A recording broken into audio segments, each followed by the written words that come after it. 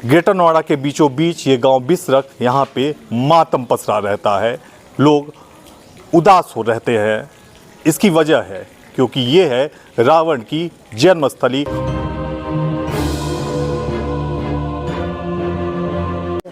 सुबह शाम जो है ना रावण की भी पूजा होती है और भगवान राम की भी पूजा होती है।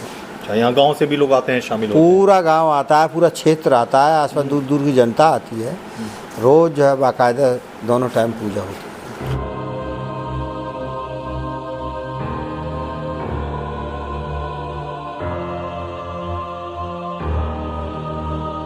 नमस्कार दोस्तों, स्वागत है आपका ग्रेनो न्यूज़ में। मैं हूं रोहित प्रियदर्शन। तो आज का ये जो हमारा स्टोरी है, जो वीडियो बनने वाला है, बहुत दिलचस्प बनने वाला है और काफ़ी इन्फॉर्मेटिव भी होने वाला है क्योंकि ये हमारे पौराणिक इतिहास से जुड़ा हुआ है। जी हाँ, इस वक्त हम हैं ग्रेटर नोएडा और ख़ास करके जो ग्रेनो वेस्ट इलाका होता है उसके बीचों बीच जो है बिसरख गाँव। अब हालांकि ये ब्लॉक है तो बिसरख गाँव है। दशहरा के दिन जहाँ पूरा उल्लास होता है और रावण का पुतला दहन किया जाता है, कात्मक जलाया जाता है बुराई को, तो काफ़ी उमंग उल्लास रहता है। वहीं एक ग्रेटर नोएडा के बीचों बीच ये गांव बिसरख, यहाँ पे मातम पसरा रहता है। लोग उदास हो रहते हैं। इसकी वजह है क्योंकि ये है रावण की जन्मस्थली और यहाँ के लोग रावण को अपना पूर्वज मानते हैं, कहते हैं। इस वक्त हम हैं बिसरख गांव के ही उसी प्राचीन पौराणिक शिव मंदिर में, जिसकी स्थापना स्वयं भगवान ब्रह्मा और पुलस्त मुनि ने की थी, जो रावण के बाबा होते थे।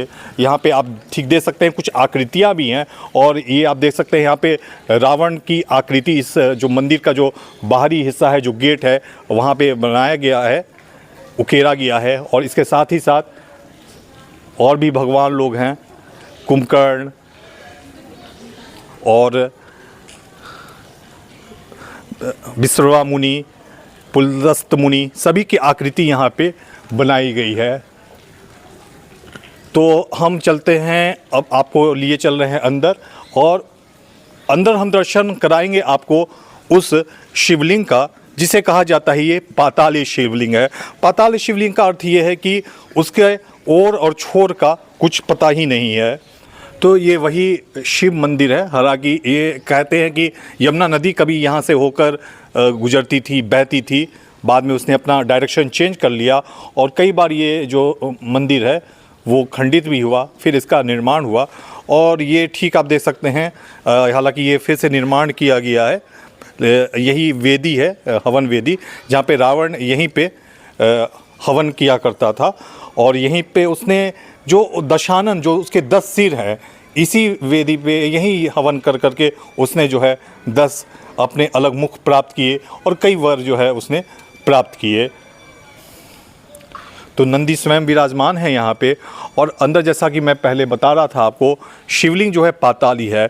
कोशिश भी की गई कि इसे जो है अंदर कितना ये है गहरा, तो खुदाई भी की गई, लेकिन ओर छोर मिला नहीं। तो कुल मिला के जो है लोगों ने फिर इसे जो है छोड़ दिया कि हमें इसमें नहीं जाना है कि ये इस वक्त हमें मंदिर परिसर में, जहाँ पे कई देवी देवताओं की मूर्ति स्थापित है। आप देख सकते हैं माँ काली हैं, बजरंग बली हैं और ये राम दरबार है। और राम दरबार के ठीक बगल में रावण के मूर्ति स्थापित है। यहाँ पे शाम को दिया भी जलता है, लोग पूजा अर्चना भी करते हैं। और एक और मैं जानकारी दे दूँ, इसी दशहरे में हालांकि प्लान था कि 7 फुट मूर्ति जो है तैयार की जा रही है जयपुर में, पत्थर की मूर्ति, जो से इस दशहरे में हालांकि स्थापित होना था, लेकिन किन्हीं कारणवश अब वो अगले दशहरे में इसकी योजना है। तो 7 फीट की मूर्ति बहुत जल्द जो है रावण की यहाँ पे स्थापित की जाएगी और यहाँ पे शाम को पूजा अर्चना की जाती है।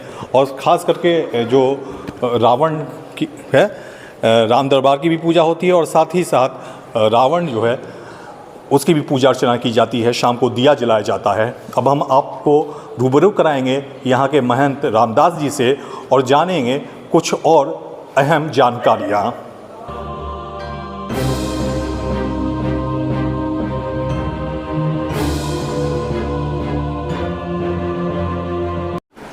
तो अभी हमारे साथ खुद मौजूद हैं महंत रामदास जी, जो पिछले 35 वर्षों से इस मंदिर में सेवा दे रहे हैं, और उनसे जानते हैं कि क्या मान्यताएं हैं रावण को लेके और क्या और आगे योजनाएं हैं, क्योंकि एक रावण की बड़ी मूर्ति की स्थापना का भी यहाँ पे योजना चल रहा है। स्वागत है महंत रामदास जी आपका।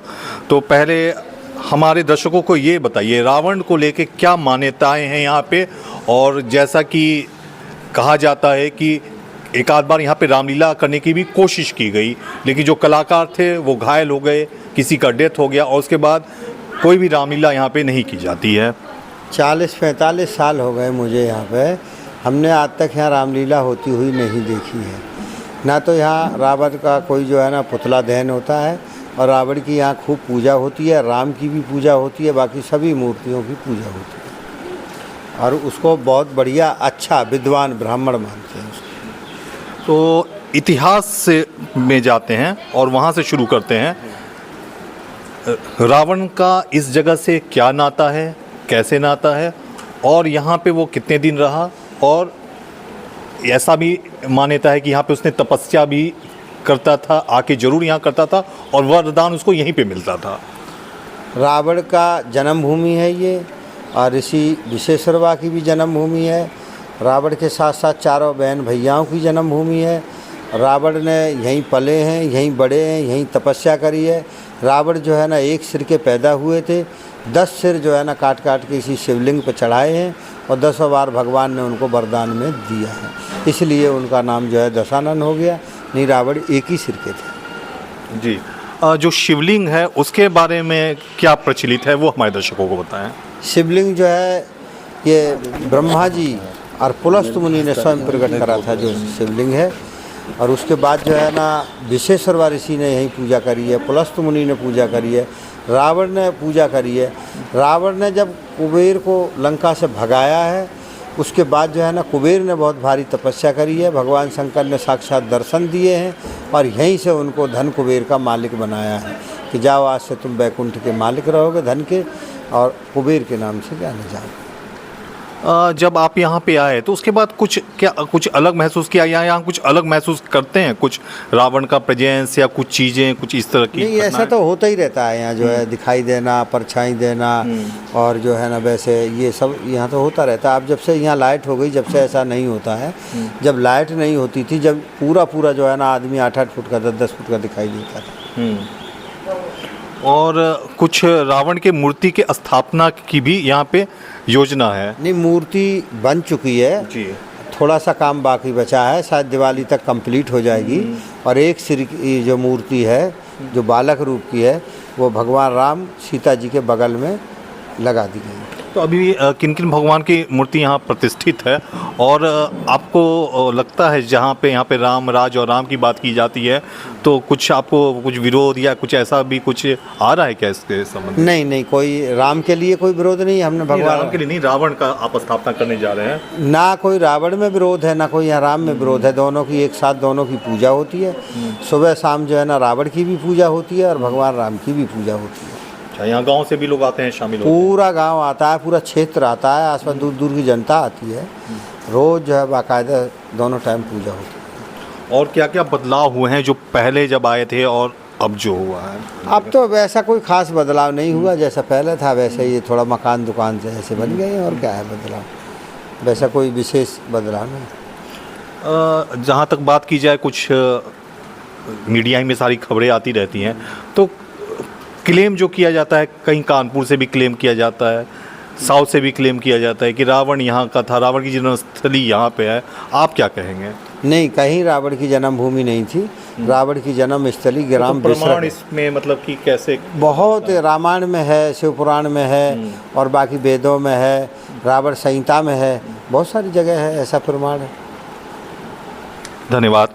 तो आप थे महंत रामदास जो हमसे रूबरू थे, और एक तो उन्होंने इतिहास बताया और इस मंदिर के बारे में बताया, और उन्हें भी जवाब दिया जो ये क्लेम करते हैं कि रावण बिसरक में नहीं उनके स्थान पे हुआ था। तो उनको भी महंत रामदास जी का जवाब है कि पुराणों में और जो पुराने जो हमारे ग्रंथ हैं उसमें जो उल्लेख है, जो महर्षि विश्रवा जो रावण के पिता थे उनका ये तपोभूमि था और रावण उसके भाई यहीं पे पैदा हुए थे और यहीं पे उन्होंने तपस्या की और एक सिर से दशानन वो यहीं पे तपस्या कर करके उन्होंने दशानन जो है 10 सिर प्राप्त किया।